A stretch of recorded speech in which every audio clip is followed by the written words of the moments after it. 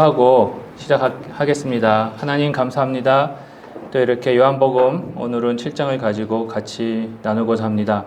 하나님께서 함께 하시고 예수님께서 행하신 그 사역들을 통해서 저희들에게 주시는 은혜가 항상 함께 있을 수 있도록 인도하여 주옵소서. 예수님의 이름으로 기도합니다. 아멘. 네, 오늘은 요한복음 7장입니다. 7장은요, 예수님께서 이제 초막절에 올라가셔서 이제 사람들하고 이제 얘기를 하시면서 후에 이제 예수님께서 당신이 이제 생명수가 되시는 그런 말씀을 하고 계십니다. 그래서 명절, 초막절을 중심으로 해서 사건들이 벌어집니다. 그래서 명절의 시작, 명절의 중간, 명절의 마침 이렇게 이제 크게 세 단락으로 나눴습니다. 그래서 먼저 명절의 시작부터 하겠습니다.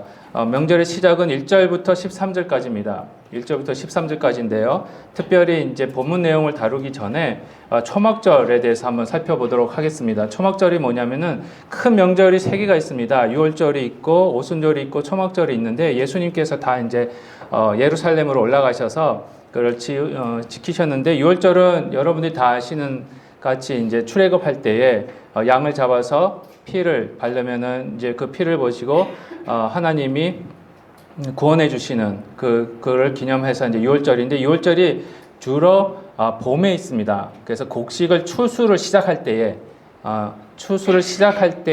유월절이 시작이 됩니다. 유월절이 시작이 되고 그 다음에 7주 후에 오순절이 시작이 되는데 오순절 때는 이 곡식 추수가 마감이 되는 시절입니다. 근데 이제 구약 시대 때 보면 출애굽이 6월절을 기점으로 해서 시작이 됐으면 오순절은 7주 후에 오순절인데 오순절 사건이 뭐냐면은 많이 여러분들이 신약에서 보시면은 사도행전의 오순절 사건에서 성령님께서 임재하신 날이다 이렇게 생각하기 쉬우신데 원래는 아닙니다. 원래는 성령이 임재하신 날, 그러니까 오순절 날에 성령이 임재하신 거죠. 원래는 오순절이 유대인들이 지키던 명절이었는데 무슨 명절이냐면은 말씀을 받은 날입니다. 그러니까 7주 출애굽하고 7주 후에 시내산에 들어가요. 그 시내산에서 말씀을 받았는데 그날을 기념으로 해서 명절을 지킨 게 오순절입니다. 그날 성령님이 오신 거예요. 그러니까 말씀과 성령이 또 이렇게 신학적으로 사도행전에서 보시면은 말씀과 성령의 역사가 거의 동격으로 저희들이 이해가 될 수 있습니다. 신학적으로요. 그래서 이렇게 이해가 되는데 일단 6월절의 명절은 유대인들의 명절은 6월절, 오순절, 초막절인데 6월절은 추수가 시작하는 시기 그날이고요. 오순절은 7주 후에 추수가 마감하는 시기. 근데 초막절은 뭐냐? 가을 추수가 일어나는 시기입니다. 특별히 포도 열매를 거둬들이고요. 연간이 그것 때문에 요즘도 많이 이제 하는데 제가 보기에는 초막절날 더 연구를 해봐야 될 것 같은데 맥추절이랑 초막절이랑 어떤 연관이 있는지, 그렇죠? 그런 것들도 이제 많이 저희들이 연구를 하기는 합니다. 하여튼 초막절날 가을 추수, 그러니까 가을 때입니다. 이게 10월달이나 11월달 정도로 생각하고요. 보통 중순입니다. 15일 이제 그 초막절이 있는데 그때 이제 예수님이 또 예루살렘에 올라가시는 사건입니다. 그날 이루어지는데 근데 왜 하필이면 예수님께서 이 초막절이라는 것 요한복음 7장에 보시면은요 초막절날 예루살렘 가셔서 가르치시는데 생명수에 대해서 물에 대해서 말씀을 하시거든요. 그렇죠?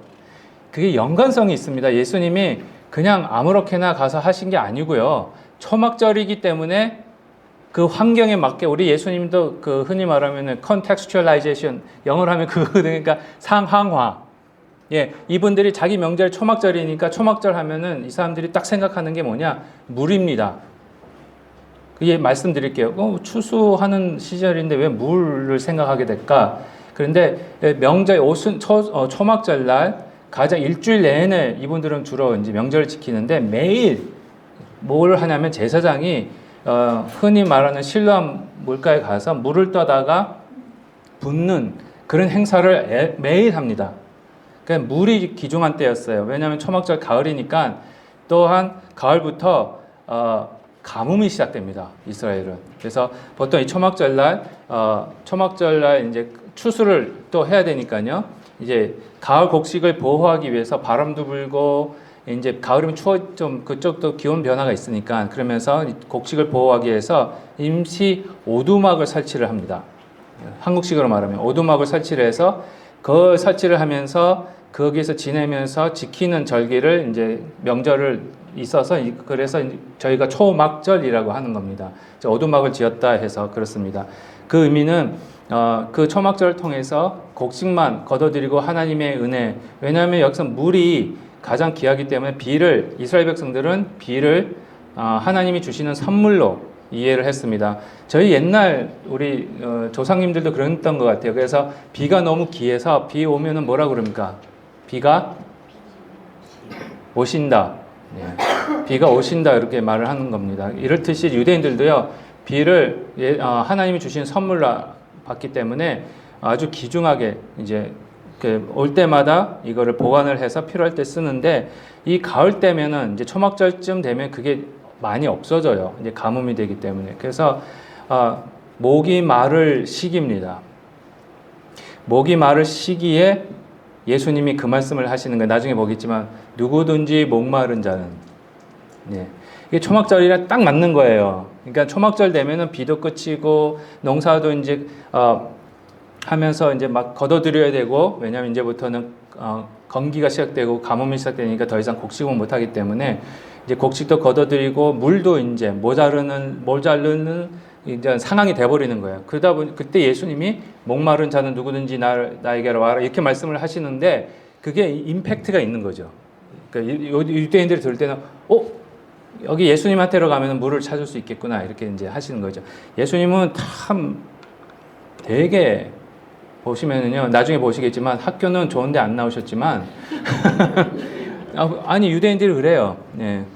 유대인들이 그렇게 불평을 해요. 당신이 우리가 보는데 당신은 뭐 그렇게 명문대도 안 나왔고 하이스쿨이 고등학교나 중학교나 나왔나? 안 나온 것 같고 국민학교 초등학교도 배제를 안 나온 것 같은데 어떻게 이렇게 말을 잘하냐 이래요. 그렇죠? 이게 요한복음 7장에 있습니다.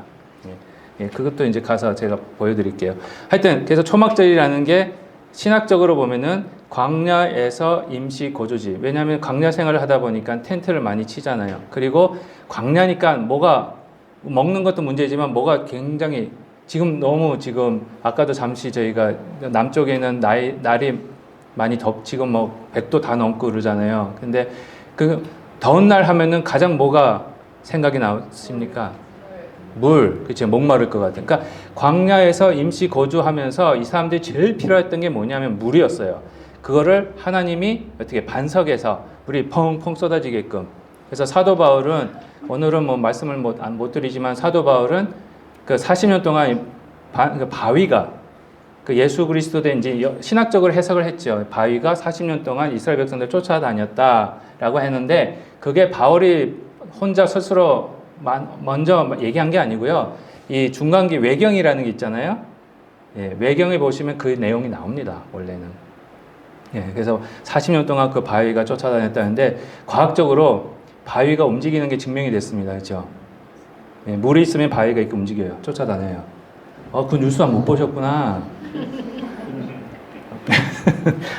그래서 이거 하나님이 이걸 사용하셨구나 이렇게 생각했는데 하여튼 뭐 그렇습니다. 그래서 그러니까 예수님이 반석이시고 생명수를 주시는 그래서 광야 생활을 기억하면서 그 의미를 다시 배우게끔 하는 게 있습니다. 그게 레위기 23장, 신명기 16장에서 이제 광야 초막절을 기념으로 하면서 광야 생활을 기념하면서 어떻게 하나님이 마실 걸 주셨는지, 그렇죠?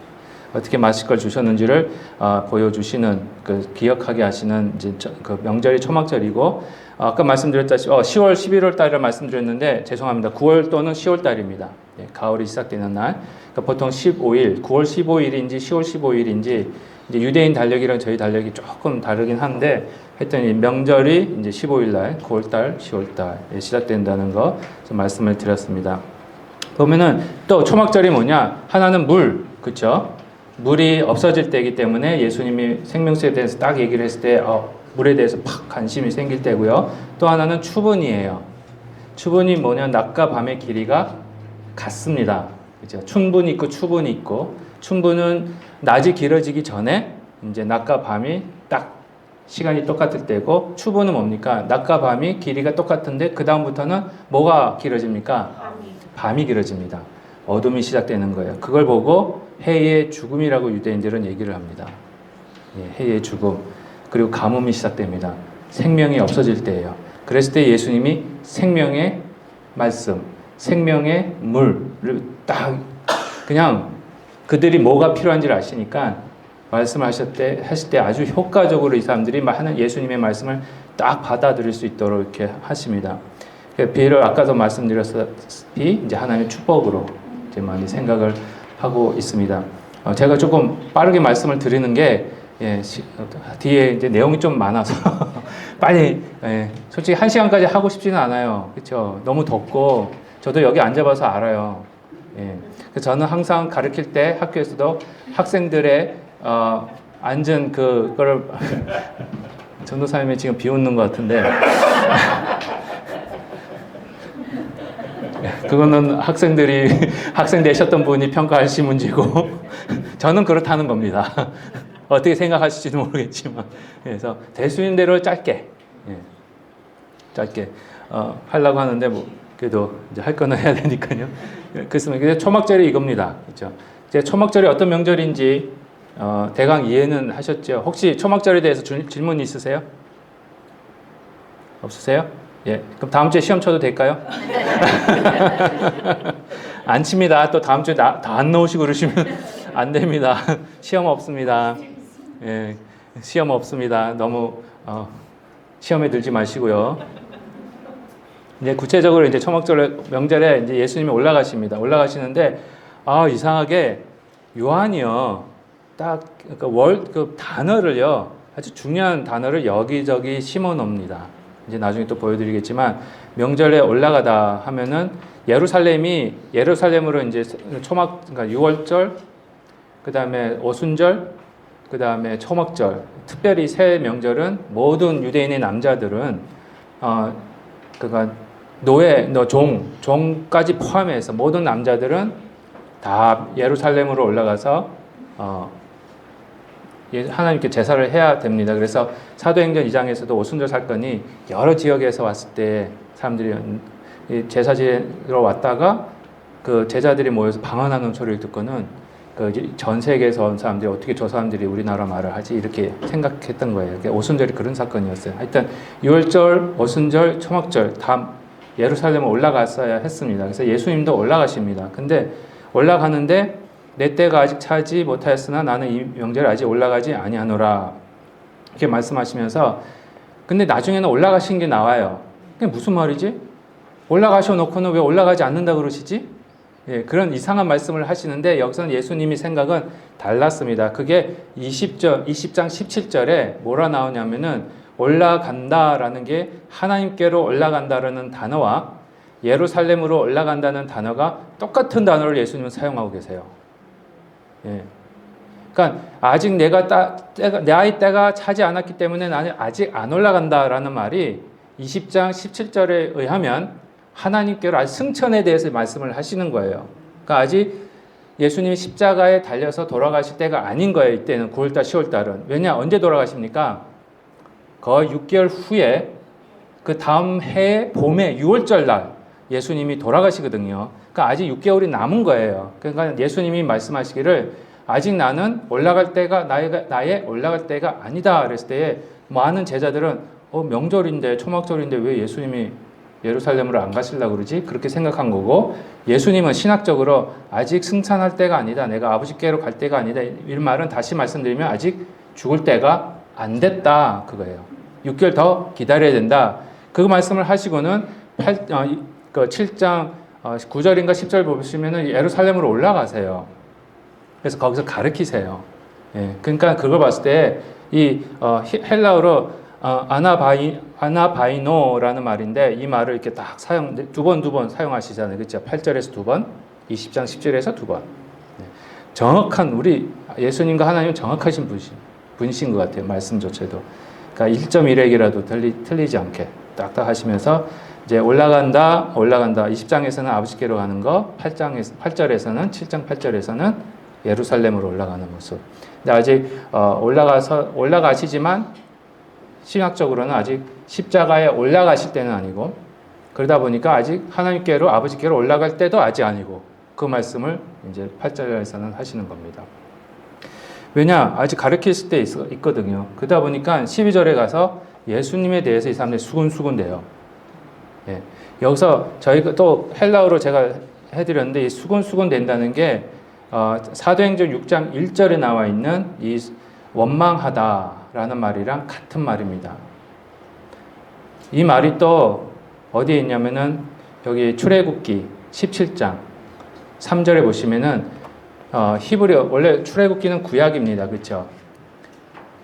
저 너무 빠른가요? 아니요. 괜찮죠? 예. 출애굽기 17장 보시면은 히브리어로 나와 있는데 그 헬라어로 번역된 70인 역이라는 게 있습니다. 그걸 찾아봤습니다.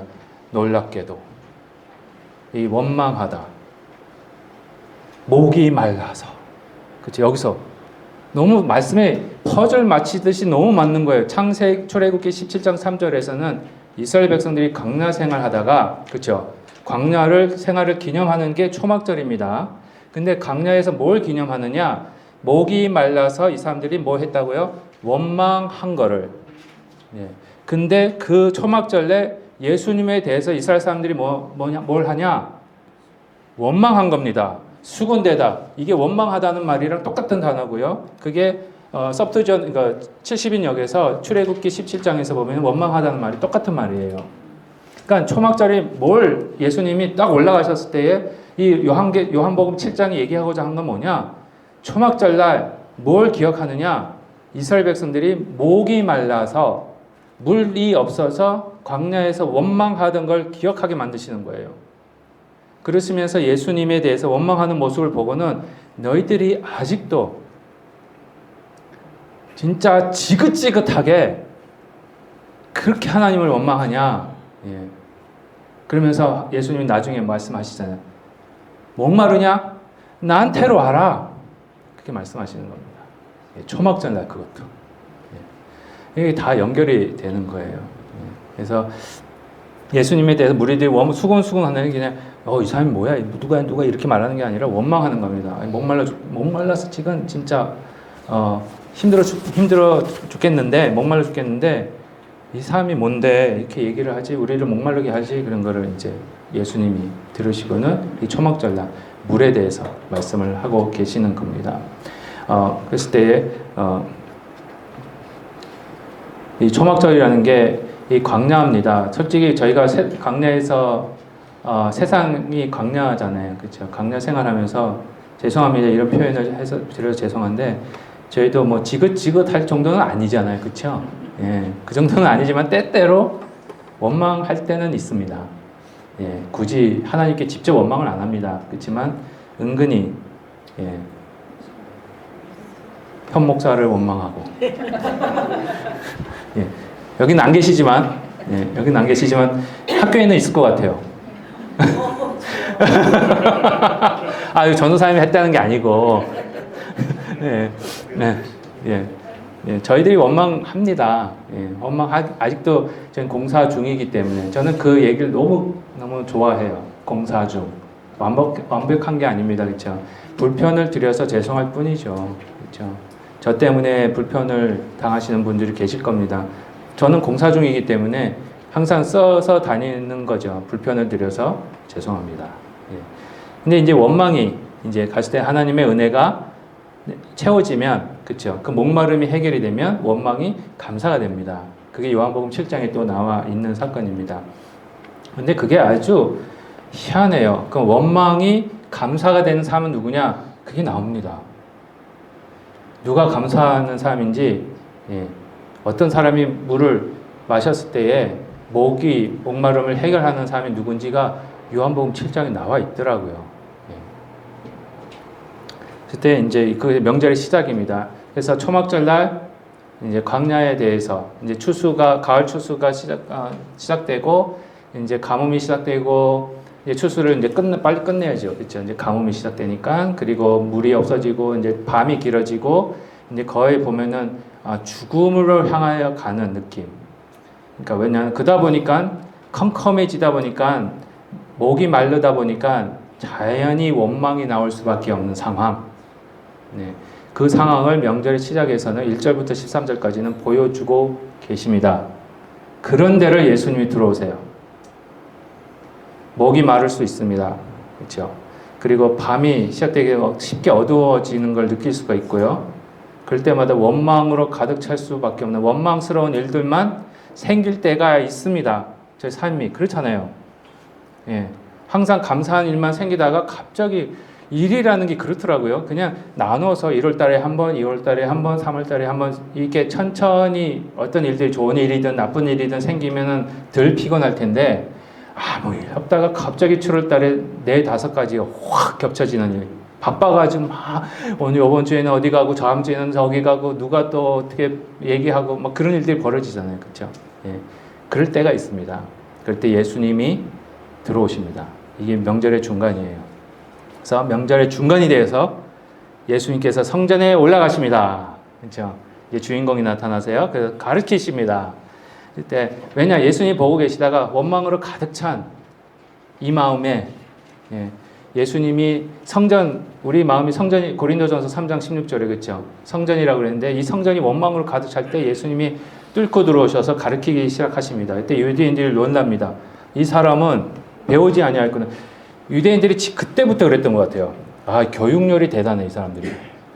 예수님이 배우지 못한 거에 대해서 되게 뭐라고 할까요? 확신을 안 줍니다. 이분 예수님의 가르치심에 대해서 안 믿어요. 왜? 학벌이 안 좋기 때문에.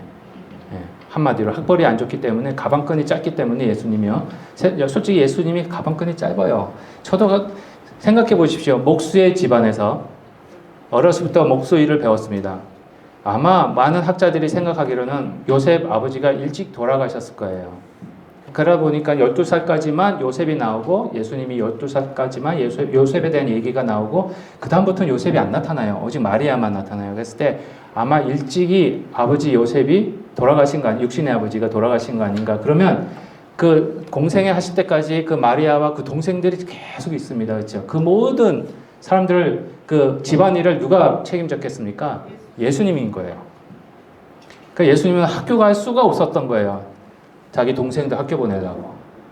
그래서 열심히 옥수일 하시고 돈 벌어서 어머니 복량하고 동생들 그건 성경에 없습니다. 너무 진지하게 안 들으셔도 돼요. 성경에 없는 거고 외경에도 없고 다른 데도 나오지는 않습니다. 그냥 예수님이 어렸을 때에 나무로 새 비둘기 모양을 만들어서 어떻게 하다 보니까 진짜 비둘기로 만드셨다라는 얘기는 외경에 나와요. 근데 그게 성경에 없기 때문에 그게 진짜인지 가짜인지 예수님이 하셨겠죠. 하셨는데 물론 이제 그건 외경에 있는 거기 때문에 저희가 어떤 권위를 주지는 않습니다. 하지만 저 얘기는 지금 하는 얘기는 전혀 아무 데도 없습니다. 너무 진지하게 안 들으셔도 돼요. 그냥 그럴 수 있다. 그 가능성을 한번 생각해 볼 뿐입니다. 그랬을 때에 이 15절에 보니까 다 알거든요. 그렇게 어떻게 예수님이 성장했는 걸 아는데 어떻게 배우지도 않고 글을 어떻게 아느냐 할 정도 보니까 아마 초등학교도 못 가신 것 같아요. 그렇죠? 그랬을 때 예수님께서 대답하시되 내 교훈은 내 것이 아니다. 그렇죠? 나를 보내신 이의 것이다. 그러면서 예수님은 원래 이제 말씀이 육신이 되신 분이기 때문에 하나님의 지식이 가득 찼고 그 다음에 지혜가 넘치시는 분이시기 때문에 그 말씀을 하시는 거죠.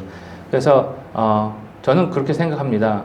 옛날에 저희 한국에서도 예수님 처음 믿으시는 글을 읽지도 못하시는 할머님 분들이 너무 성경 읽고 싶고 기도하다 보면 언제 또 읽게 되고 그런 역사들이 또 일어나는데 예수님이 그렇다는 건 아니지만 예수님을 말씀이 육신이 되신 분이시기 때문에 땅에서 주는 권위가 아니라 하늘에서 주는 권위가 있다는 것을 밝혀 보여주고 계십니다. 그래서 계속해서 이 말씀에 대해서 가르치고 계세요. 그래서 너에게 율법을 주지 아니하였느냐? 너희 중에 율법을 지키는 자가 없다. 어찌하여 나를 죽이려 하느냐? 그렇죠? 율법을 알았으면 예수님을 죽이지 않았을 텐데요. 근데 우리가 당신의 귀신이 들렸다. 왜? 누가 당신을 죽이려 하느냐? 여기서 귀신이 들렸다 그랬을 때 예수님이 진짜 귀신이 들린 사람처럼 본 게 아니고요. 정신이 나갔다 너는. 그러니까 저는 미쳤다. 죄송합니다. 이런 표현을 써서 죄송한데 이상한 얘기한다. 막 이상한 얘기하면 뭐라 그러십니까 여러분? 저 사람 미쳤다. 그런 식이에요. 그렇게 이해를 하시면 됩니다. 그래서 예수님께서 대답하셔서 내가 한 일을 한 가지 일을 행하면 너희가 다 이로 말미암아 이상히 여기는도다. 그러면서 이해를 못하는, 그렇죠? 율법을 들었지만, 말씀을 들었지만 이해를 못하는 자들에게 한탄을 하십니다. 어떻게 보면은 바리새인들이 최고의 교육을 받은 자들입니다. 지금으로 말하면 그 박사학위 있는 분들이죠. 바리새인들, 구약의 박사. 근데 이분들이 대표적인 인물이 니고데모, 그렇죠? 요한복음 3장에 보시면 니고데모가 찾아와서 어떻게 해야 하나님 나라에 들어갈 수 있습니까? 그랬을 때 하나님이 그런 얘기 안 했습니다. 죄송합니다. 성경에 없는 얘기를 제가. 니고데모가 와서 당신이 선한 선생인 줄 저희가 압니다. 하늘에서 오신 분인 줄 압니다. 그렇지 않으면 이런 일을 할 수가 없기 때문에 우리가 보기에는 당신이 하늘에서 오신 분인 줄 알고 있습니다. 그랬을 때 예수님께서 갑자기 사람이 거듭나지 아니하면 천국을 볼 수도 없다. 그랬던 후에 들어갈 수 없다. 이런 말씀을 하십니다. 그렇죠? 그 말이 아마 예수님을 바로 이해를 하려면 세상의 지식으로, 그러니까 가방끈이 하나님 나라의 지혜를 배우게끔 하는 게 아니라 세상의 어떤 지식과 지혜를 통해서 하나님을 깨닫는 것이 절대 아니고 하나님이 주시는 그 은혜로 말미암아, 그렇죠? 그 권위가 거기 있기 때문에 그 권위로 말미암아 하나님을 이해할 수 있고 하늘나라를 이해할 수 있고, 그렇죠? 구원의 그 말씀을 믿을 수 있는 그 은혜가 있음을 저희들에게 가르쳐주고 계시는 겁니다. 그랬을 때 니고데모가 그 거듭나는 얘기를 딱 들었을 때 어떻게 사람이 다시 자기 어머니의 뱃속에 들어갔다가 나올 수 있습니까? 이렇게 얘기를 합니다. 그랬을 때 예수님이 이런 질문을 하세요. 너가 성경의 선생이라면서 전문가라면서 성경에 대해서 박사학위가 있다는 사람이 이걸 왜 이해를 못하냐? 이랍니다. 그 말은 이미 구약에 나와 있다는 거예요. 거듭난다는 것이. 그것이 에스겔서에 분명히 에레미야와 에스겔서에 나와 있습니다. 이 니고데모뿐만 아니라 바리새인들이요, 좀 더 이사야부터 이사야, 에레미야, 에스겔. 이게 제가 지난 여름에 아프리카 가서 세네갈에서는 이사야, 에레미야, 에스겔을 가르쳤거든요. 가르치면서 제가 느낀 게 이게 복음이다. 선지서가요, 저도 처음 알았어요. 이번에 가르치면서 가서. 이게 너무 이게 신약 절이 가란 거예요. 이 이사야, 에레미야, 에스겔만 잘하면 예수님이 보이고 예수님을 믿을 수밖에 없고 거듭남이 무엇인지 새로운 영을 받고 죄 씻음을 받고 의롭다 하심을 받고 로마서에 나와 있는 교리가 그런 내용 교리라고 말하기는 좀 그렇지만 로마서에 나와 있는 내용들이 이 선지서에 다 나와 있는 거예요.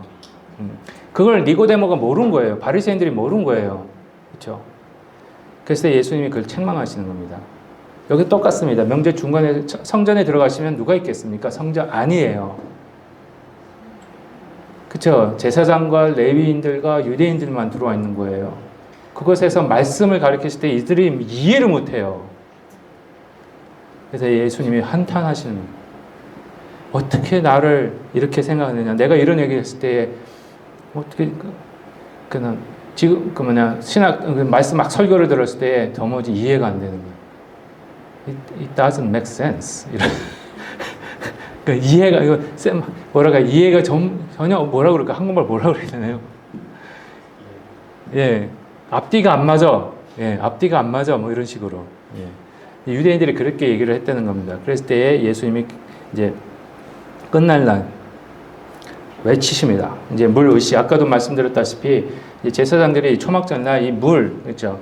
광야에서 목마랐을 때 예수님 하나님께서 주신 그 생수회를 방석에서 나오는 물, 그 다음에 추수할 때 필요한 모든 것들을 채우시는 하나님의 은혜, 광야를 어떻게 이끄셨는지를 먹을 거 주시고 입을 거 주시고 마실 거 주신 거를 기념하면서 매일 가서 물을 떠다가 이제 부으면서 제사장들이요 그런 명절을 했습니다. 근데 그 일주일 끝날 때쯤 돼서 예수께서 서서 외쳐 가르치십니다. 이르시되 누구든지 목마르거든 내게서 와서 마셔라. 예수님이 그 반석이 되심을 보여줍니다. 생수가 나오는 분이심을. 근데 예수님이 그 생수가 나오는 걸 에스겔 스가랴에 보시면은 이런 말씀이 있습니다. 에스겔서 47장 1절에 그가 에스겔이 봤을 때 천사가 이제 하나님의 메신저리 에스겔을 데리고 성전문에 이르시니 성전의 앞면이 동쪽을 향했는데 동쪽이죠 또 그렇죠. 성전의 동쪽이 굉장히 성경에서는 아주 중요합니다. 예, 아까도 설교 말씀드렸지만 동쪽 광야의 제사장들을 이제 모으듯이 동쪽이 굉장히 성경에서는 아주 의미 있는 것들이 많은데 하여튼 그래서 동쪽을 향하였는데 그 문지방 밑에서 물이 나와 동쪽으로 흐르다가 성전 오른쪽 제단 남쪽으로 흘러 내리더라. 그래서 성전 문에서부터 성전 안 지성소에서부터 물이 흘러나오는 모습을 보여주고요. 스가랴 14장 8절도요. 그날에 생수가 예루살렘에서 솟아나서 절반은 동해로 절반은 서해로 흐를 것이라. 여름에도 겨울에도 그러하리라. 겨울에 물이 흘러나올 수가 없습니다. 비가 안 오니까. 그렇죠? 근데 시절 내내 시냇가에 심은 나무가 시절을 쫓아 봄, 여름, 가을, 겨울 상관없이 시절조차 겨울조차에도 열매를 맺히는 그런 일들이 벌어지는 거예요. 그래서 그날의 생수가 예루살렘에서 솟아나오는 그 말을 봤을 때 예루살렘이 어디냐? 왜 예루살렘이냐? 예루살렘에 성전이 있기 때문에 스가랴는 이제 예루살렘으로 말하고 에스겔은 예루살렘 안에 있는 성전 안에 있는 그 성소에서 나오고 요한계시록 21장에서는 그 성소가 누구냐? 바로 예수님의 보좌. 그렇죠? 예수님의 보좌에서 생수가 나오고 그게 요한복음 7장 37절에서는 바로 예수님이라는 거. 예수님이 여러분들의 생수가 되십니다. 예수님이 계시면은 목이 마를 수 없습니다. 근데 다 마시기는 마셔요. 근데 생수의 강이 흘러난다 그랬잖아요. 그거는 누구나 한 예수님의 생수는 열려 있습니다. 누구나 생수를 마실 수 있습니다.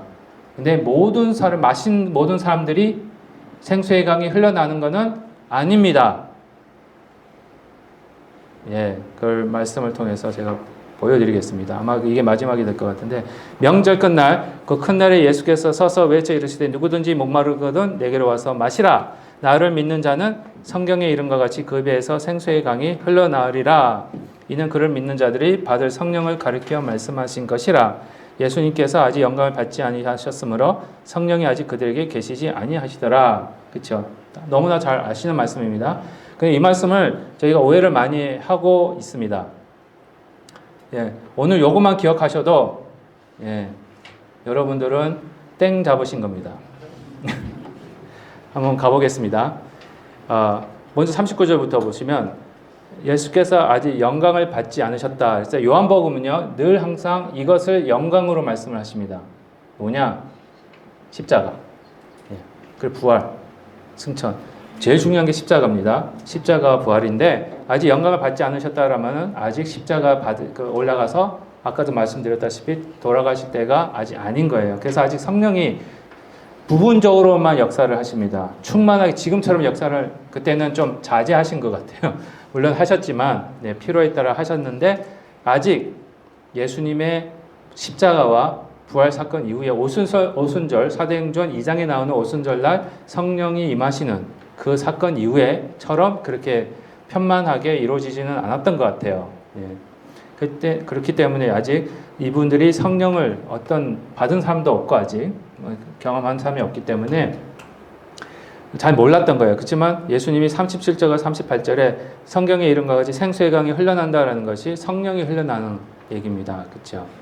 성령 충만한 자는 여러분 생수가 흘러나오면은 어떻게 됩니까? 이게 또 흘러나와서 아까 에스겔 스가랴 보여드렸지만 이 물이 흘러나와서 예수님께서 흘러나오는 물이 그 생수의 근원이 우리 안에 계세요. 예수님이죠. 그리고 성령을 통해서 생수의 강이 흘러납니다.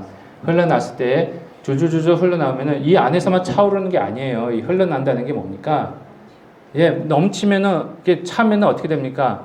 넘칩니다. 넘치면은 어떻게 됩니까? 옆에 있는 사람한테. 만약에 이렇게 여러분들 계시잖아요. 그런데 여러분들 자꾸 성령이 넘쳐버리면 옆에 있는 사람들에게 그 물이 어떻게 돼요? 적시잖아요. 그겁니다. 나 혼자 성령의 생수의 강이 흘러난다는 말이 나 혼자 성령 받고 성령 충만 받고 혼자서 기뻐하고 이런 게 아니라 옆에 있는 사람을 적셔줘야 돼요. 예. 그게 이제 생수에 흘러난다는 건데, 여기서 죄송합니다. 정말 죄송한데 제가 고민을 많이 했습니다. 헬라어를 보여드릴까 말까. 네, 보여드리면서 비록 하지만 그래도 새언약교 성도님들은 헬라어 히브리어는 기본적으로 해야 된다. 라는 목표 아래 예. 그래서 그냥 그림이지만 그림을 감상한다고 생각하시고, 예, 왜 그림도 딱 보시면은 그림도 해석을 해야 되잖아요, 그렇죠? 예, 그림입니다. 그림으로 생각하십시오. 이제 그래도 헬라어는 너무너무 감사한 게 저희들이랑 똑같이 왼쪽에서 오른쪽으로 읽습니다. 히브리어는 반대로 오른쪽에서 왼쪽으로 읽습니다. 예. 나중에 구약할 때는 히브리어를 보여드리겠지만 예, 그래서 이렇게 합니다. 너무 이쁘잖아요. 근데 참고로 이쁘다고 해주세요. 참고로 지금 이 그릭은요, 헬라어는요, 지금 그리스 사람들이 쓰는 그 헬라어랑은 다릅니다. 이분들도 이거는 읽으려면 배워야 돼요. 예, 저희가 훈민정음, 나라 말싸움이 둥국에 달라 뭐 이렇게 좀 이상하게 표기되잖아요. 그러듯이 이분들도 지금 성경 히브리어도 그렇습니다. 지금 이스라엘 사람들이 읽으려면 배워야 돼요. 근데 쉽게 배워요. 한 일주일이면 금세 읽어요. 근데 여기서 보시면은 제가 여기서 이게 마셔라라는 뜻입니다. 이게 이게 마셔라는 뜻입니다. 보면은 여기서 예수님이 그 다음에 말씀이 적혀 있는데, 만약에 목마르거든, 너희가 목마르거든 와서, 여기 와서입니다. 이게 와서 나에게로 와서 그리고 마셔라. 이게 믿는 자라는 뜻입니다. 예. 믿는 자는 마신다. 예? 비슷하네. 예. 그리고 성경에 이와 같이, 성경에 쓰신 것 같이, 예, 그 배에서 생수의 강이 흘러난다. 그의 배에서 생수의 강이 흘러난다라고 말씀을 하시는 겁니다. 근데 여기 어디다가 마침표를 찍냐에 따라 제가 일부러 지웠습니다. 여기 보시면 두 가지 가능한 해석이 있는데, 보통 저희가 흔히 알기로는 누구든지 목마른 자는 다 내게로 와라. 예, 그리고 마셔라. 그리고 성경에 이런 것 같이 나를 믿는 자는 그 배에서 생수가 나리라. 그렇게 아시잖아요. 그렇죠? 근데 그걸 가만히 생각해 보시면요. 첫 번째, 누구든지 목마른 자는 내게로 와서 마시라. 나를 믿는 자는 성경에 이런 것 같이 그 배에서 생수의 강이 흘러나리라. 똑같고요. 여기서 보시면 누구든지, 그러면 이 단어가 마신다는 게 여기입니다. 그러니까 믿는 자예요. 예. 그러니까 누구든지 했을 때에 누구든지 나에게 목마른 자는, 누구든지 목마른 자는 이렇게 했을 때에 이 누구든지가 이 믿는 자가 아니라는 겁니다. 누구든지 왔습니다. 예수님께. 그렇죠? 그런 거 있잖아요. 토끼가 세수하러 왔다가 물만 먹고 가지요. 네, 그 시기예요. 예수님 목말라서 먹으러 왔다가 가만히 보니까 이거 못 마시겠네 하는 사람이 있고요. 그 다음에 마셨는데 생수에 왜 이래? 이러면서 그냥 가는 사람이 있고요. 근데 거기서 마셨는데 예수님을 믿기 시작하는 사람이 있는 거예요. 그랬을 때는 생수의 강이 흘러나기 시작하는 겁니다. 그러니까 여기서는 이 헬라어를 가만히 보시면은요, 많은 학자들이 이 두 번째 거를 많이 뭐라 그럴까, 지지를 합니다. 누구든지 목마른 자는 내게로 오라. 만약 그가 믿으면 그가 마시게 하라. 성경에 이른 것 같이, 그 믿는 자는 성경에 이른 것 같이 생수의 강이 흘러나리라. 그런 의미라고 많이 얘기를 합니다. 저는 이게 맞는 것 같아요. 근데 일본도요, 거의 비슷해요. 그렇죠? 다 마신다고 초대받은 자는 많은데 선택받은 자는 적다라고 말씀하시는 그 맥락에서 보면은 모든 사람들은 다 예수님의 생수로 올 수가 있어요. 예, 그거는 다 초대를 하세요. 근데 그리고 다 주세요. 먹으라고. 그렇죠? 근데 다 먹는다고 해서 다 믿음이 생기는 건 아니라는 겁니다. 다 말씀을 듣는다고 해서 다 믿음이 생기는 거 아니에요. 가만히 한번 보십시오. 교회 안에서. 저는 이 숫자가 너무 좋아요. 예.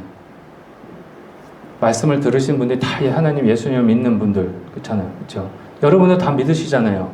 아멘입니까? 아멘. 예. 그런데요, 예, 우리 교회 말고 저기 다른 나라에 있는 교회 같아요. 모르겠습니다. 근데 보면은 다 말씀을 듣는데 다 마시는 것 같은데 믿음이 안 생겨요. 성령이 나타날 수가 없어요. 안 나타나요. 왜? 믿는 거는 하나님의 은혜이기 때문에 그렇습니다. 그건 모르겠어요. 제가 어떻게 믿는 방법을 말씀을 들음에서 믿음이 생긴다고 말씀을 하시기 때문에 하는데 현실적으로 여러분 주위에 보시면은 말씀을 많이 듣는데도 믿음이 안 생기는 분들이 분명히 계세요. 예, 그렇잖아요. 그러니까 이 말씀인 것 같아요. 그렇죠? 누구든지 목마른 자는 다 내려와서 마셔라. 다 누구든지 말씀 듣고 싶은 사람 다 들어라. 요즘 같은 세상 유튜브만 틀면 너무너무 좋으신 목사님들 말씀. 그렇죠? 24시간 그냥 틀고 다녀요. 그러면은 진짜 다 성자가 돼야 되고 이 세상 완전히 면해야 되고 예, 그렇죠? 그래서 안 그러잖아요. 왜? 배에서 생수의 안 흘러나니까. 그 말은 성령님이 안 흘러난다는 말은 믿지를 않기 때문에 그렇다는 겁니다.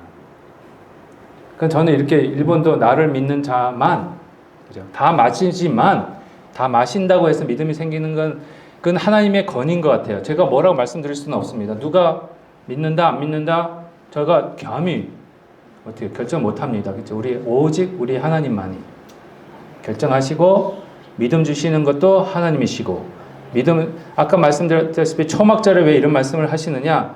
비가 뭐라고 그랬죠? 물이 하나님이 주시는 선물인 거예요.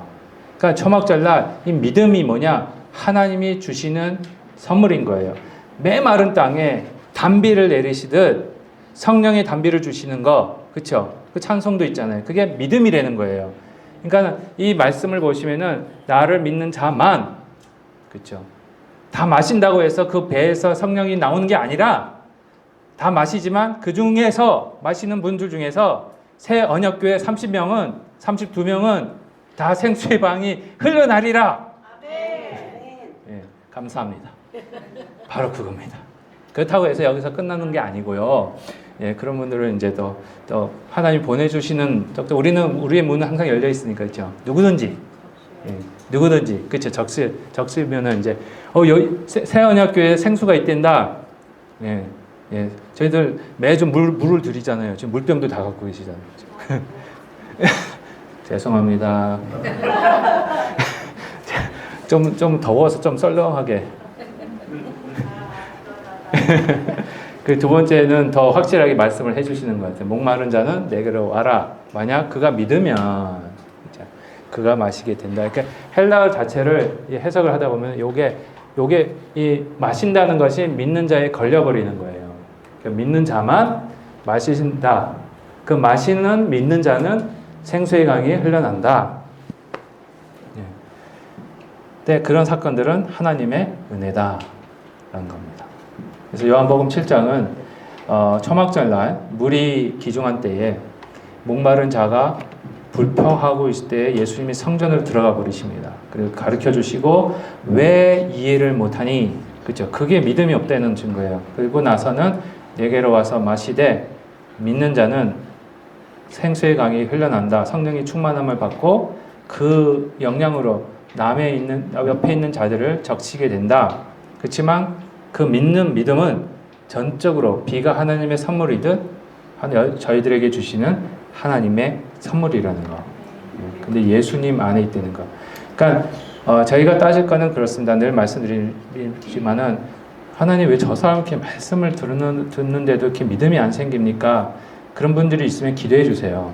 기도해 주시고 그 다음에 정죄는 결코 하지 마십시오. 뭐 안 하시겠지만 그렇지만 저희들한테는 믿음을 주시는 그 하나님의 선물의 은혜에 정말 매일매일 감사하셔야 될 것 같습니다. 매일매일 다가오시는 하나님의 긍휼하심이 있기 때문에 그렇습니다. 오늘 여기까지 하겠습니다. 혹시 뭐 질문 있으세요? 없으시면 기도하고 마치겠습니다. 하나님 아버지 감사합니다. 저희들이 요한복음 7장을 말씀으로 또 하나님의 생수에 대해서 또 보게 하시니 감사합니다. 매일매일 저희들에게 생수를 허락해 주시고 성령 충만함을 저희들에게 허락하여 주옵소서. 함께해 주심을 감사하며 예수님의 이름으로 기도합니다. 아멘.